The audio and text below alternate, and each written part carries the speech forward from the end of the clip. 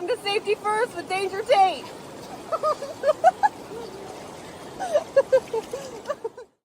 Welcome to Safety First with Danger Tate. I'm Tate, and this is my interview series where I talk to cool people about the cool things they do. I'm so excited about our guest today. She's our first woman on the show. And she is a 3-time national champion in canoe slalom. She's been living the kayaking lifestyle longer than most people, and she is the co-founder and current CEO of Immersion Research, which is one of the leading brands in kayaking gear. She is a general badass, so welcome to the stage, Kara Weld. Thanks for having me. I'm so excited that you're here. Thank you. I am too. And I'm honored to be the first woman on your podcast. Yes, hopefully the first of many. So I was doing a little bit of research, and you said something in one of the interviews that I found that I loved. You said, we were living the kayaking lifestyle. Can you kind of share what that means to you and what that was and what that is now? I guess it's so much a part of me that it's like asking somebody like, what was that like being a woman? You're like, I don't know anything else. So, I started kayaking in the late 70s. And I was like 10. Wow. So a long, long time ago. And I can kind of give you a brief history of that. Yeah, please. I'd love it. Leads me to where we are, which will maybe just answer your question. I can't wait. Okay. Well, let's see. Let's start at the very beginning. My mom and dad met in college in a little town in the middle of Pennsylvania, and they got married, and my mom got offered a job, a teaching job in this little town called Confluence, Pennsylvania. And my dad immediately said, "Oh, you should take that job because there's great outdoor stuff there, hunting." He was a big hunter and fisherman. So this was in the 60s, before I was born. So my mom took the job, they moved, and they had me. So I grew up in Confluence, which might not mean a lot to non-paddlers, but it's kind of a bit of an area. It's a mecca for kayaking. Your Ohiopyle it's on the Youghiogheny River. Ohiopyle is just downstream, which has the big rafting. The lower Yough is class 3. There's the loop that you and I were talking about earlier, that you can just paddle this first mile section, and the river wraps almost back around to itself, so you can just hike back up and run it again. There's a waterfall there. It's just crazy. Really accessible. So I grew up just up the river from that, and then right below the upper Yough. So there's and that's the class 4 section. Super popular river. And with your parents being into the outdoors and things like that and fishing, did you grow up fishing or around water? So I grew up in Confluence. Here I come. And I basicly just my dad just dragged me along with whatever he was into. And so I did a hunter safety course. I'm like, Dad, nice. I'm never going to kill anything. You know that, right? He's like, yeah, I know, but thanks for coming. So he kind of just would drag us into these different outdoor pursuits, which is really funny to look back on. I remember going to this little outdoor store, and he decked the family out in cross-country skis, right? Amazing. We didn't know anything about it, but we got skis and it snowed. So we went up on top of the mountain and just bombed our way down through the trees, jumping little creeks, total class 5 cross-country skiing. And that, no lessons. There was no... Wait, you went downhill in cross-country skis for your first time? Oh yeah. Yeah, exactly. There was no YouTube, there was no Red Bull, there were no places to learn these things. You didn't go to camps to ski or, this. So then I remember my dad, we went into probably the same little outdoor store and bought mountain bikes. No one had ever really heard of mountain bikes. They weren't, I don't even know if they were called mountain bikes, right? So they didn't have shocks. They were cheap bikes. And same kind of play, start at the top of the hill and just start bombing down these hills. And, there wasn't Red Bull, there weren't single tracks. We were just figuring these things out. Well, then comes paddling. So I met somebody at work so this is the 70s, who had built his own kayak. And he built a kayak because this is what you did. This was really right before plastic boats came out. Okay. Wow. It's a long time ago, but not that long ago. It really is not that long ago. Right? Yeah. And so this guy had built this kayak and he took it down the Upper Gully. And Isn't that class 5? Yeah. Yeah. But this is what people did. I don't think people do this kind of thing anymore. No. We just aren't geared that way in America, at least. I just don't think people are doing this. So my dad, he's like, I'm selling it all. I got stuck in a hole and swam out, almost drowned, and I'm done. And my dad's like, I'll buy that stuff. So he bought this kayak. And so he also had a canoe at the time, and he would go fish down the mellow section of the Yaak River to catch fish, which was probably his kind of ideal world. He could be away from people, be in the little bit of a wilderness, exploring. It's beautiful. He's catching fish, and he'd throw me in the front of that canoe, and I would sit there bored all day. So he plopped me in this kayak. So this is how we learned sports. Like, we knew nothing. Your dad sounds amazing, and also just wild. Of we can just do it. We can do it. We just do it. And yeah. I think that's just the way people were then, Which is a really cool mindset. Yeah. So I'm going to have to get him to listen to this. He's going to be like, oh, why'd you tell her? So, and my mom is not a really big outdoor person, but she's the most supportive. I think she tried all this stuff along with us, all these different sports, but was like, yeah, not for me. But, and then, then I have a younger sister, there's 2, and she does all this stuff too. So anyhow, I would paddle this gigantic white kayak. My first paddle length, this won't mean anything to non-boaters, but it will. I'm 10 years old, teeny little arms, not even 5 feet tall, and was a 210 centimeter long kayak paddle, right? Wait, what do you use now? 197, which is probably long for my height. I don't think anyone uses it. Must have doubled you. Yeah. Wow. Your rotation must have been insane. Yeah, and the angle is 90, Oh, wow. The blade, yeah.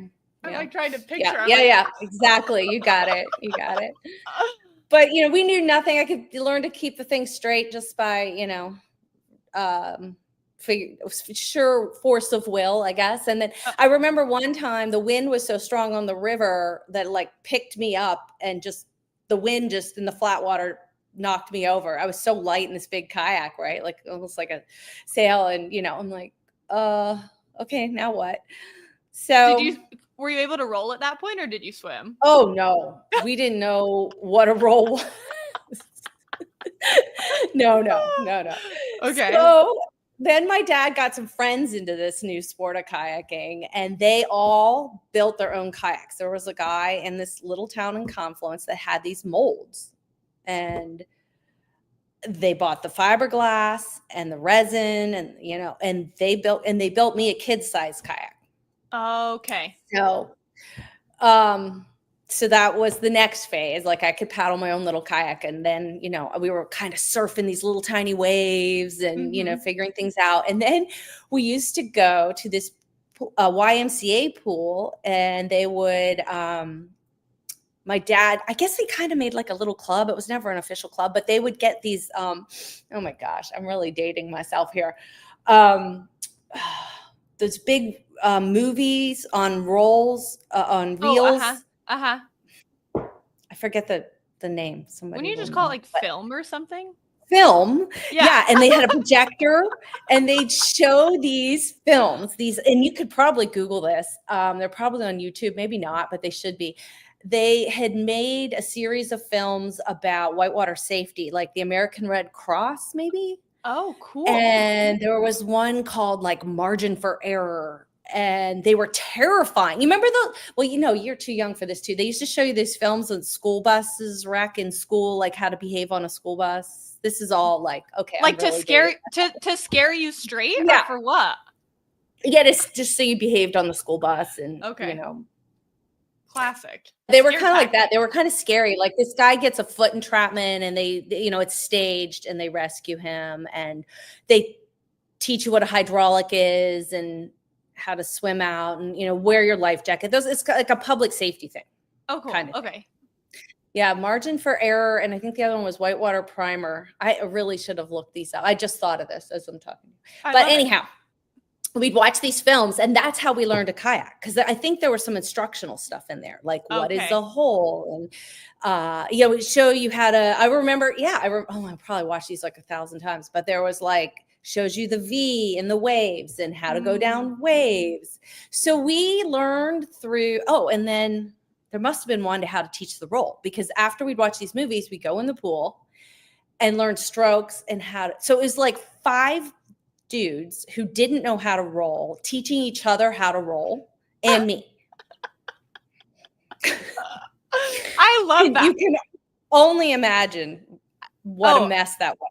Totally confused, spinning the wrong way, I can imagine like Bill's like, yo, Harry, like your head looked maybe a little off. I don't know. Right. No, like none of the, I could teach somebody to roll in 10 minutes now. Come on. How long did it take for you to learn how to roll then? Years. I had to unlearn bad habits. Well, what kind of blows my mind is like being able to learn how to read water from a kayak. Like I have a rafting background, so learning how to read water rafting is, you're up higher, it's less scary. But now I'm like, okay, you are in a handmade boat. You're with people who don't know what they're doing. Like you didn't really have anyone to mentor you. And you're just like, yeah, let's freaking do it. Like, let's go. That's cool. Yeah. You're a pioneer in the sport, right? Like that's really cool. Kind of, there were kayak schools, like Nantahala Outdoor Center was a thing, but we didn't even learn about these things. There, you didn't go to the internet and look like where to learn to kayak. There was no internet, as we got into the sport more, like Madawaska, who's still in business in Canada, they were one of the kayak schools. And then Otter Bar out in California was around, but we didn't even learn about those until later. This kind of leads to the next phase of this. A guy moved to Confluence, this little town where I grew up, who nobody kayaked there, and my dad and his friends were really the kind of this pioneers of that little group there. And this guy moved to town and he wanted to start a kayak school. He had been a raft guide in Ohio Pile, and his name was John Lichter. He's still around. Shout out, John. Shout out, John. And he had done some slalom racing. So he started this little kayak school called River Sport, and he hung some gates. And at that time, he got some of the local kids from Ohio Pile and me to come out and taught us how to run gates. Wow. And so then we had this little crew of kids, and that's when kayaking got fun for me. My dad is great. His buddies are great. But having other kids to go with was huge for me. And were they all kind of similar age range? Yeah. Okay. Yeah. Their parents owned a bunch of the rafting companies in Ohio Pile. So we all just happened to be about the same age. And and we're all still friends. It's kind of funny. But that's amazing. Still involved in the sport. Yeah. So then my mom noticed in this magazine she found somewhere that there was a slalom race in now out towards eastern Pennsylvania, and it was just like a blurb in this little travel magazine, and she said, that's what you guys are doing, right? Like you guys should go to that race. And that was really kind of the start of a change in my life. We signed up and we all drove out to this slalom race near Philadelphia. And we show up. John Lichter took us all out. My parents came, all the kids, and we raced slalom for the first time. Real course with, I don't know, I feel like we had like 30 gates back then. The slalom's gotten shorter. And there were all these other kids from the middle of Pennsylvania. So this was right around 1981. Okay. And I was like, oh, this is fun. This is what I want to do. I really liked paddling in the gates and maneuvering our boat. So we didn't know it at the time, but it was making us much better kayakers. Just right. You having to go between these two sticks hanging over the river and put your boat within, a little foot space.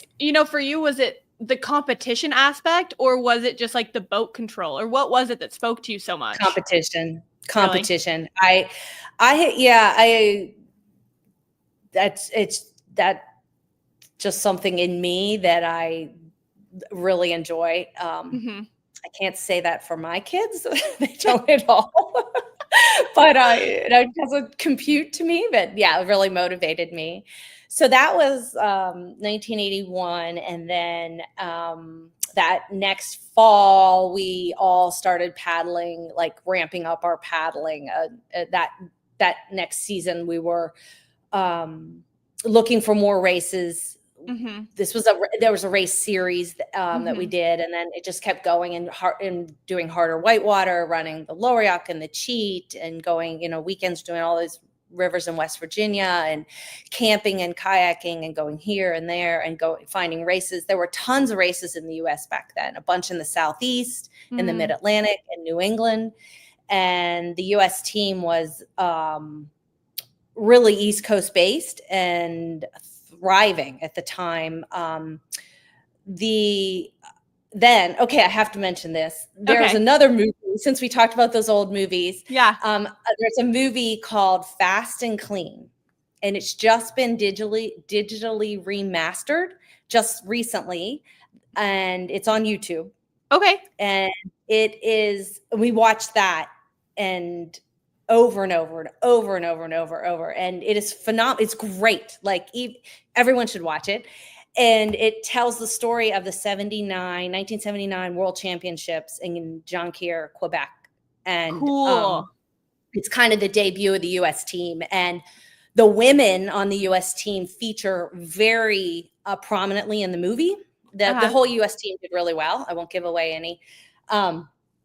But the women, I saw those women and training in the snow. It's such a well done movie. And I said that's what I want to do the rest of my life. Well, and so, can you talk about with the people that you were paddling with them, the people that were your age, what was the demographic of women, men? There were a couple other girls, but they didn't stick around very long. That's a good question. Yeah. And so there weren't a lot of girls, and it was more young boys that I ended up racing with. And then not a lot of women even in the sport, and locally there were just a few, which is one of the coolest things about kayaking for me now is there are so many women on the river. But when I was a little girl, there were just a handful. Yeah. Well, in a large part, it's because of you and the inspiration that you set with, kind of your role in the industry now and stuff like that. I feel like because you did all of the things when you were younger, to see it now, there probably wouldn't be as many women in the sport if there weren't women like you. So thank you. It's really cool. Thank you. I don't think of it like that at all, but fair. You might be right. I don't know. It just doesn't seem like, I still feel like I'm that kid looking up to those women. But the women that in that movie, I ended up racing with most of them. They were still racing when I started. Yeah. Oh, how cool. And they still paddle and so they're sort of the generation ahead of me in terms of slalom. Okay. And but they weren't local, so so that next year, as we're progressing and doing more races, I remember going to the national championships. We got to go, and they were on the Ocoee in Tennessee. And I Nice. was like, oh, do you think Kathy Hearn will be here? And all the women in the fast and clean. And I don't think Kathy was there, but there were some of those women. And I was just, awestruck. These were movie stars to me, and they were athletes. And I never had seen any sport featuring a woman athlete like that, I mean, at that time, women were struggling I mean, we still are, but tennis stars were, it was a man's world. What was your, like, when you were awestruck, did you go and introduce yourself? Did you kind of give space? What was your tactic? Oh, when you're a junior girl and racing, they're the most welcoming and the most helpful. They want to help you. Yeah, for sure. It's very easy entry into that and super helpful. Okay, until you that's start amazing. Competing against them and being faster. Then they're like, nope. Oh my gosh. No. Wow. No, very, very, very welcome. It's a very small sport, and we're all in it together. And I think that's one of the beautiful things about kayaking to this day, and even more so now in some ways, that, like a sport like surfing, we go and people are just like, we don't want anybody else on this wave. Kayaking is like, come on, we share this common bond. And what does kayaking look like for you now? Yeah. So, like skipping way ahead, so from there, I made kayaking my life, my goal. I wanted to race on the US team, and I did that. And so luckily in 1984, so not long after all of this, we got an invitation. They created the first ever US junior team to go to the Junior World Championships in Europe. Oh, cool. And I begged my parents to figure out how to get me to go, and my mom came along as a chaperone, and we had a coach, and we went, and we spent about 7 weeks touring around Europe racing and just getting beat down everywhere on these courses. They were a big step up from what we had been paddling on in some ways. Steeper or what? A lot of artificial courses, which have a really different feel than a natural river. Like, the water can't dissipate and kind of go out between the rocks and the sand and the bank. It just, like you've been in a really boily eddy, where everything is circulating back. Like, right. Like here on like the White Salmon, like Maytag Rapids. Oh, yeah. Right. Yeah. Everything's just kind of, they're like that, the whole course. So that was like, they're really powerful. It's a different kind of paddling, but we got really good, by the end of that trip. And so then the next year we just kept ramping it up and traveling more and going to more races. And so then I raced on the US team, just fast forward till 1997, I think I officially retired. Wow. I met my husband through kayaking. Okay. John Weld. He grew up in the DC area, and he didn't really race slalom, but we had a lot of mutual friends, and we finally met. And he went to Valley Mill camp. Whoop, Valley Mill. What's more? What's Valley Mill? Valley Mill is a summer camp there that taught a lot of people to kayak, a lot of really good kayakers. Okay, cool. And so we had gotten married, and then I raced a couple more years and then was done. And we started IR. And that was in 1997. So yeah. Well, and talk to like retirement. What was that like? Why retire from kayaking? Well, okay, so I was racing, and then I really retired because we had the sport wasn't in the Olympics it was in the Olympics in 72, in Okay. Germany. And it Uh-huh. wasn't in the Olympics again. Is that right? 72 until 1992, 20 years later when they were in Spain. Right. Wait. They just didn't have a venue for it. Oh, okay.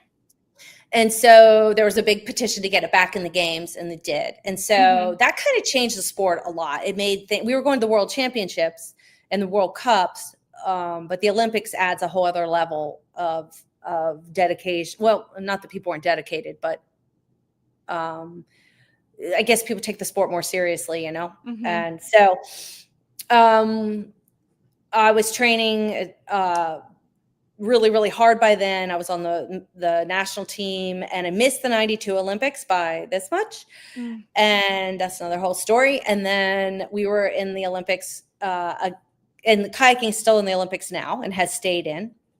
So the next 4-year span was 96 for Atlanta.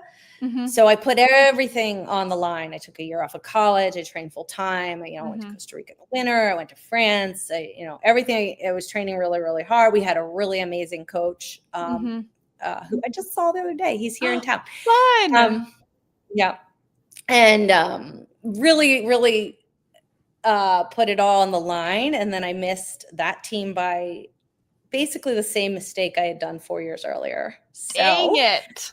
I was done. I was like, I can't keep putting my life on hold. John and I were married. We wanted to do other things. And so I said, quitting, like retiring is hard. And I didn't really know what else to do with myself. I was out on the river. It's 6:45 every morning. Like I wake up the next morning. What do? Well, you go back to training because that's what you do. Right. So I stuck around for another year, 97. And I actually had the best year of my career, really good finishes internationally. And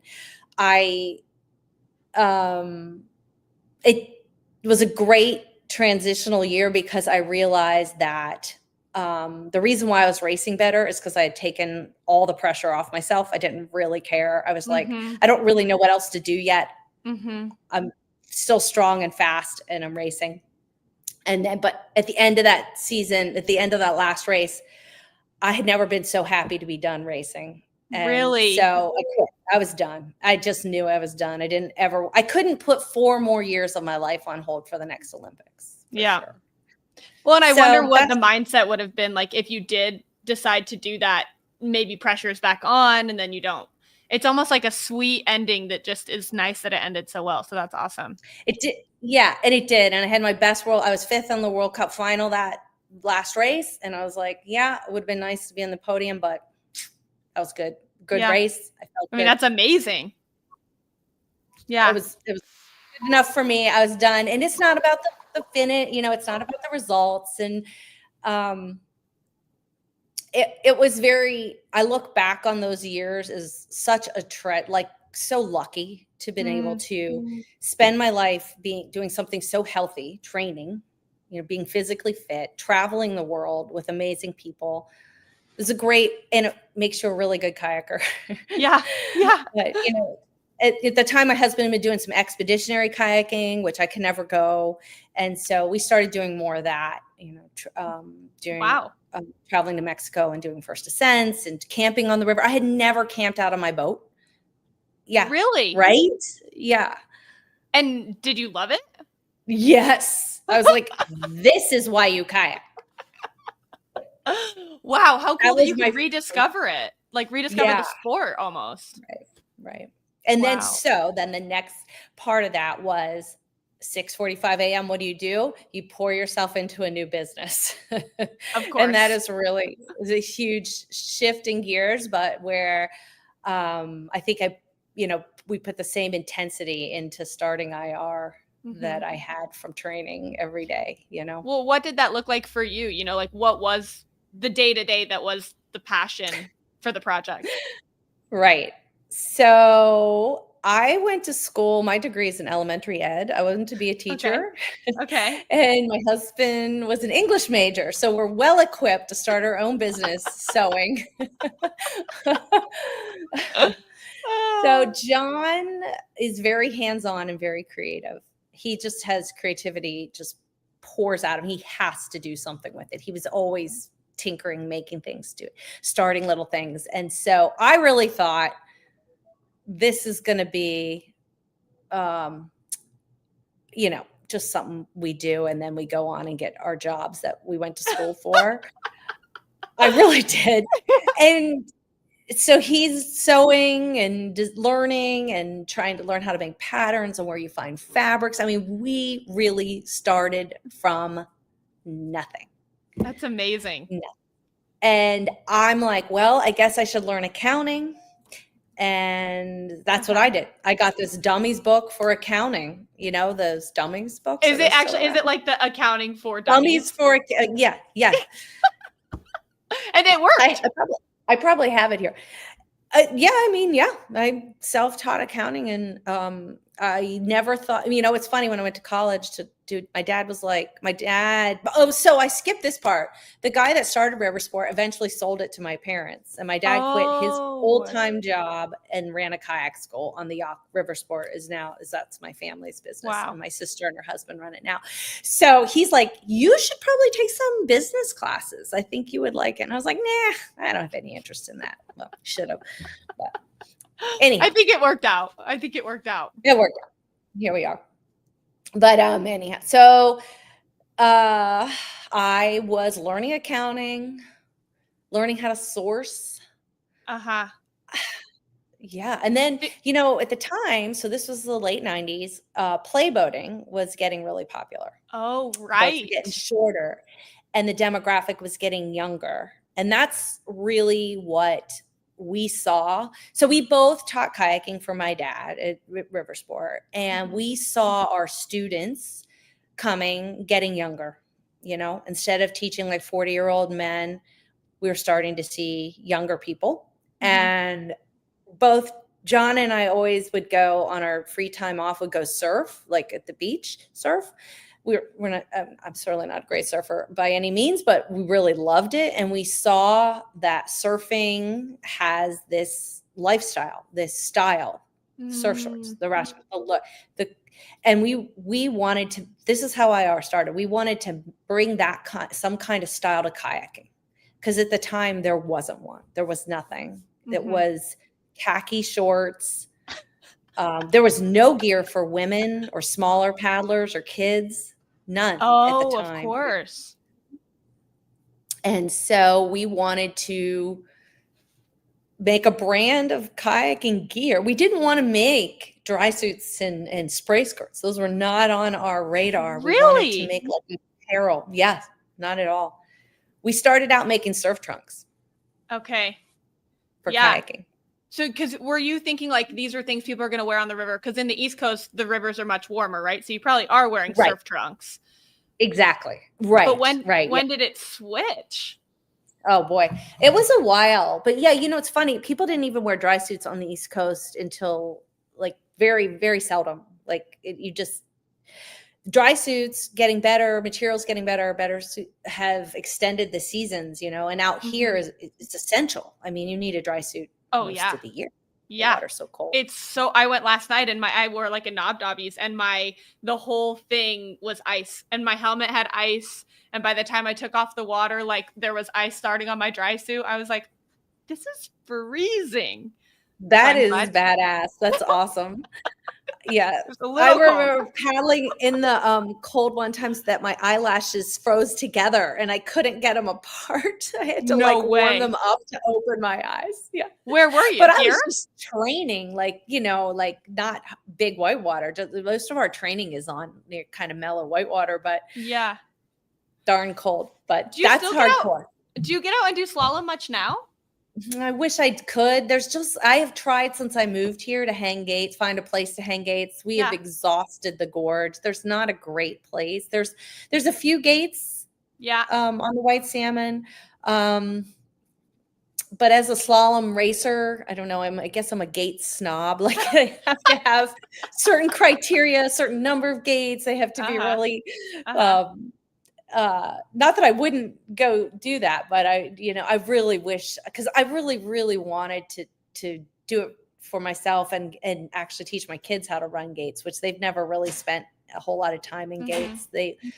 Hanging gates is the huge pain in the butt anywhere, but if the river's wide, it's extremely difficult. And back where we were before we moved out here, the rivers were so wide. I did try to maintain gates for as long as I could, but my kids kind of missed that window, which I regret. But so we thought we would try to hang gates. There's a ton of slalom racers around here, old retired slalom racers. There's a ton of them.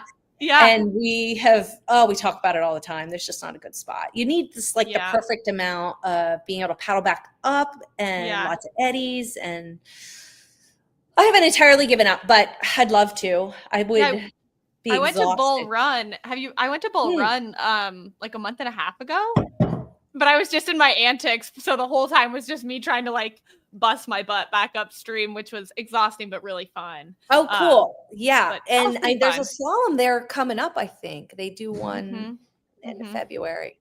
Yeah. I should, but it's been a while. Well, back to kind of IR. I mean, you self-taught yourself accounting. You learned how to source. You learned all of these things. I mean, and IR is now global.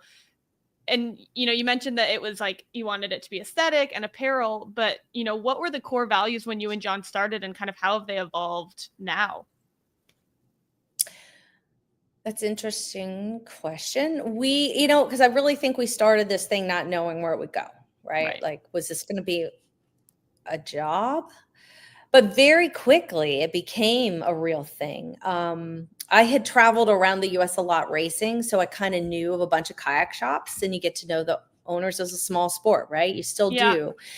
And so once word got out that we were making these shorts, we just started getting calls. Like, people would call and say, hey, I want to get a dozen shorts. Hey, I want to get 2 dozen shorts. And John and I were making them ourselves, everything. John was sewing them. I was putting in the grommets and the laces and awesome bar tacking and trimming and finishing and and then doing the accounting and and cutting cloth. I had to cut all the cloth out, and so that grew really quickly. And then we started hiring sewers, and then the town of Confluence, which kind of weaves its way through this story, it's a big part of my life, and the yacht is there had been a big sewing factory in that town.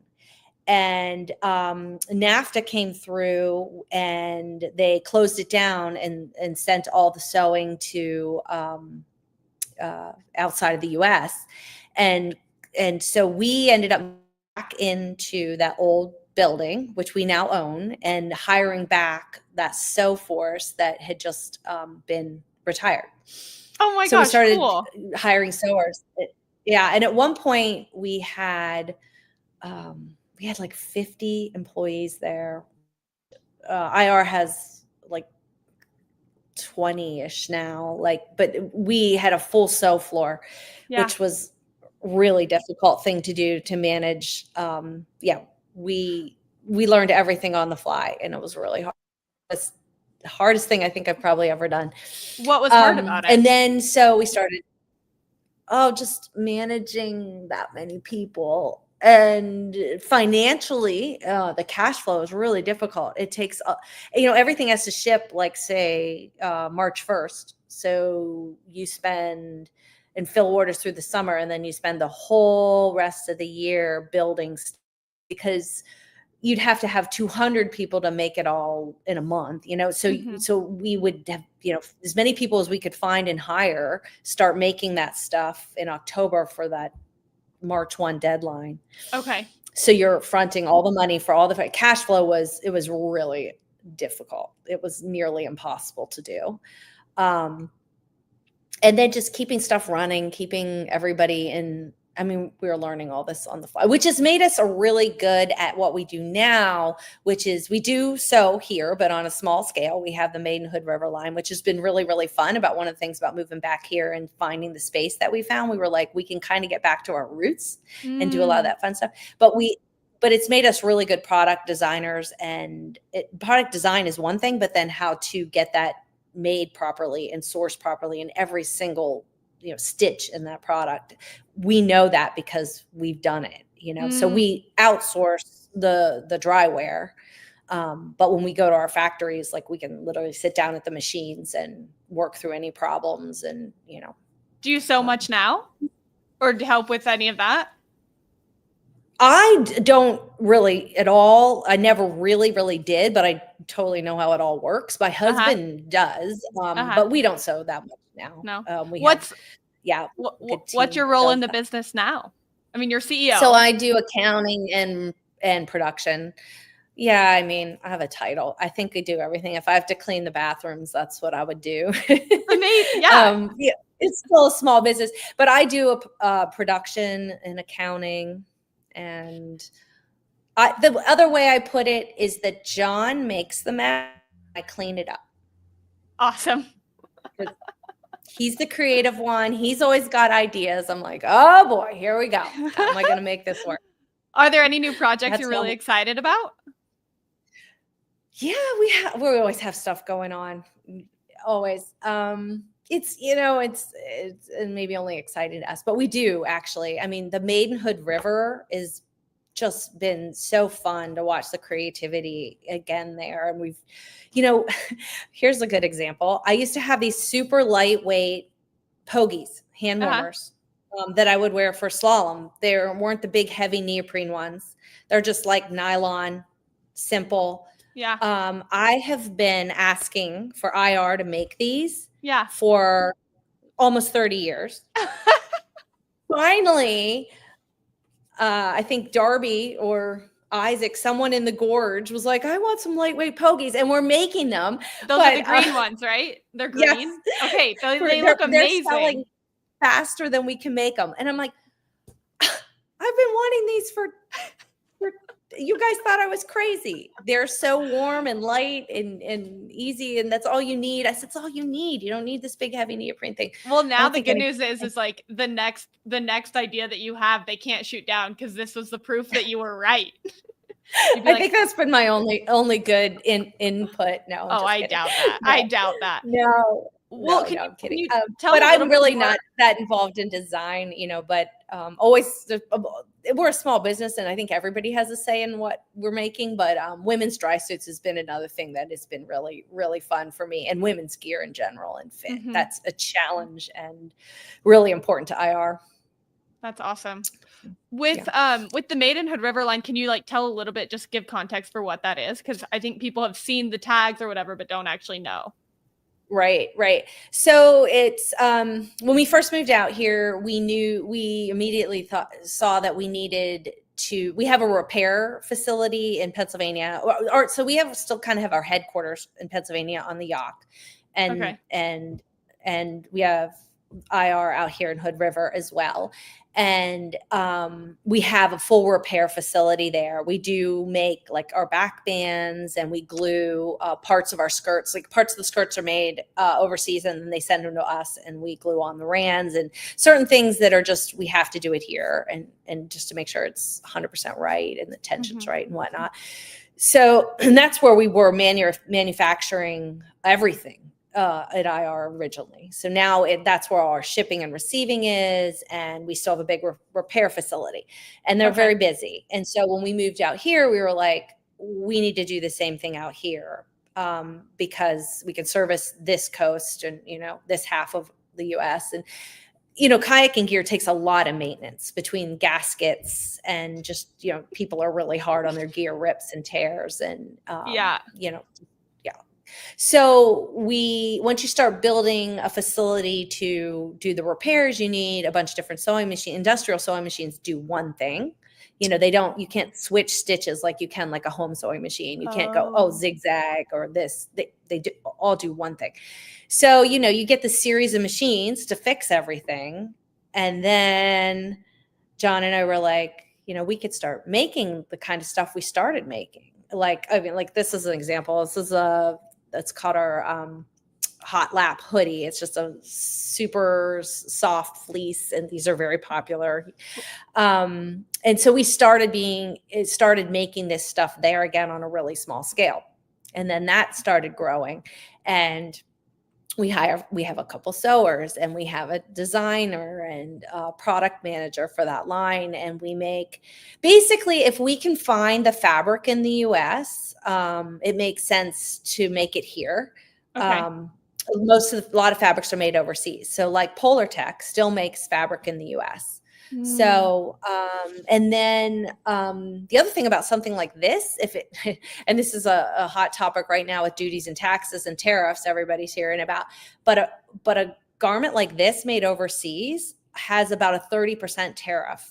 This is pre-Trump tariffs. Yeah. So depending on where this is made now, this could even have another like 10%. If this were made in China, it would have 10% on top of that 30%. Wow. So this kind of thing, if it's made overseas, is going to get even more expensive. But so making this kind of thing here makes a lot of sense. You don't pay those tariffs, and and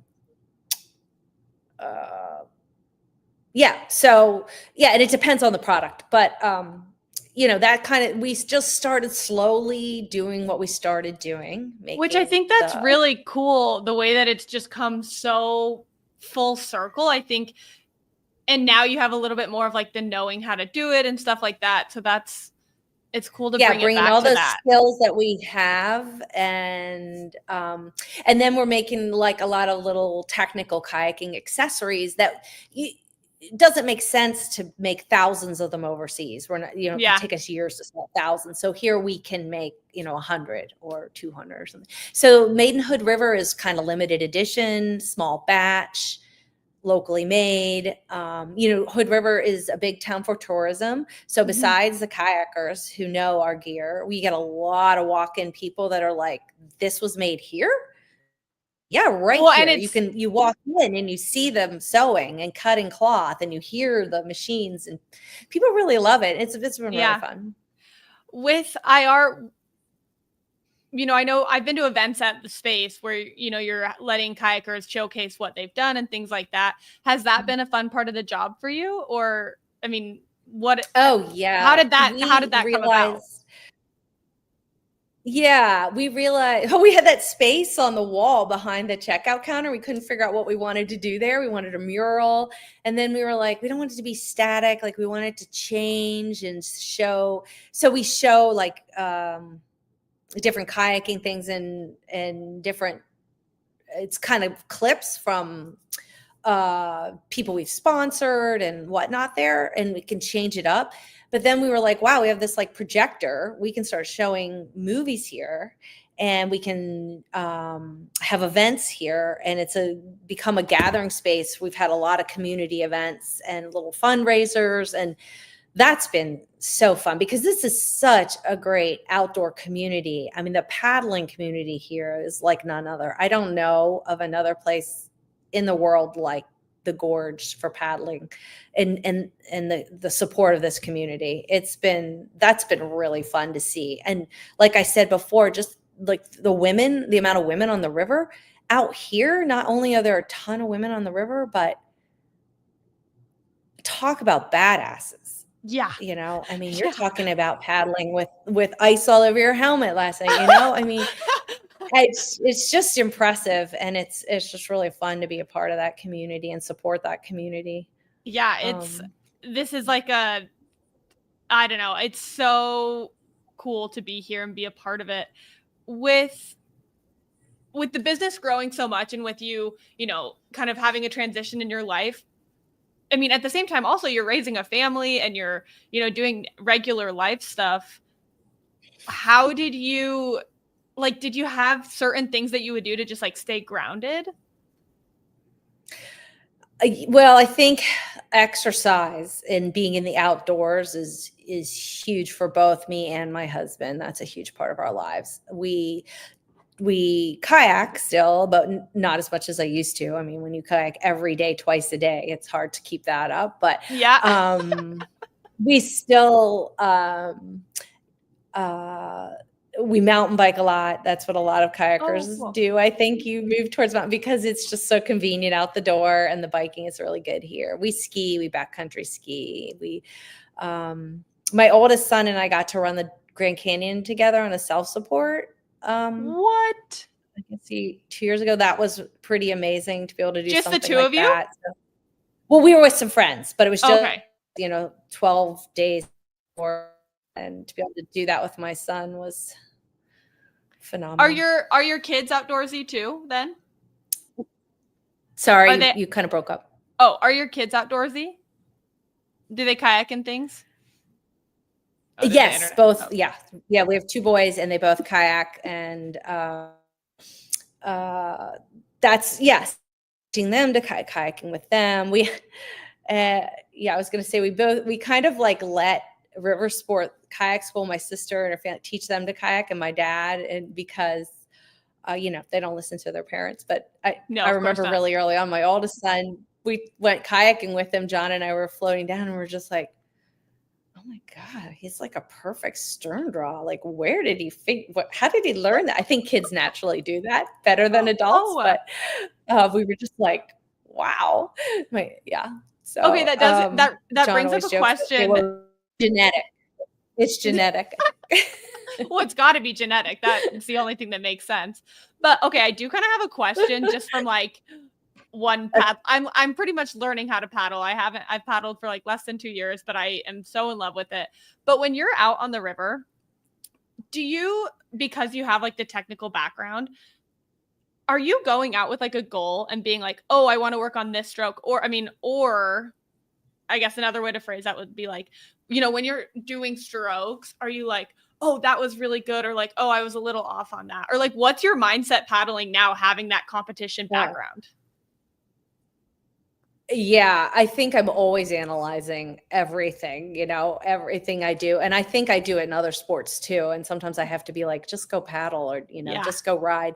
Don't worry about it. But I very much so am critiquing myself, and I'm definitely probably the hardest critic. And it's kind of funny because I noticed my son does the same thing. I was like, oh, I think a lot of athletes are doing that, but I don't really come out with a goal. But I will say, like, if you go out paddling with a group of friends, it very quickly becomes like not a competition. Because when I say I'm very competitive, slalom really inspired, very competitive with myself, not with the people I'm with. But it very quickly becomes, and maybe this is just me, but how much can you challenge yourself? Like, I'll be on the river, and it's like, all of a sudden you see, okay, I'm going to do this attainment. I got to be able to make this attainment and pick it apart and do it. And that's paddling back up the river, or some move between, I think that I'm just, and probably a lot of paddlers are just always looking to challenge themselves in some way. So yeah, I don't really go out with like a plan, but I think I'm always trying to test my skills. Like, okay, should I, on a really hard rapid, should I catch that eddy? It's going to make this rapid much harder rather than just run it, which is a really, really, really good thing to do to get better. Yeah. Is you make a class 3 rapid into a class 4 rapid by catching eddies and doing a ferry that's difficult, or between 2 rocks. And that's kind of essentially what slalom is, right? It's putting these gates there to make the rapid difficult. So it's a good skill builder. That's fun to hear, of like, it's been fun to really get to know the different ways people have gotten into the sport and gotten better at the sport. So yeah, thanks for sharing that.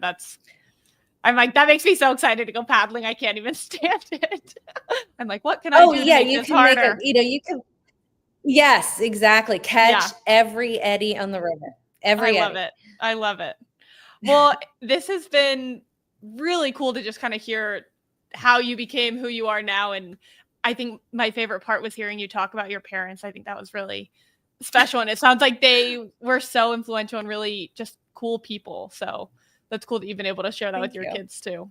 So I'm lucky. Yes. Hopefully they think the same.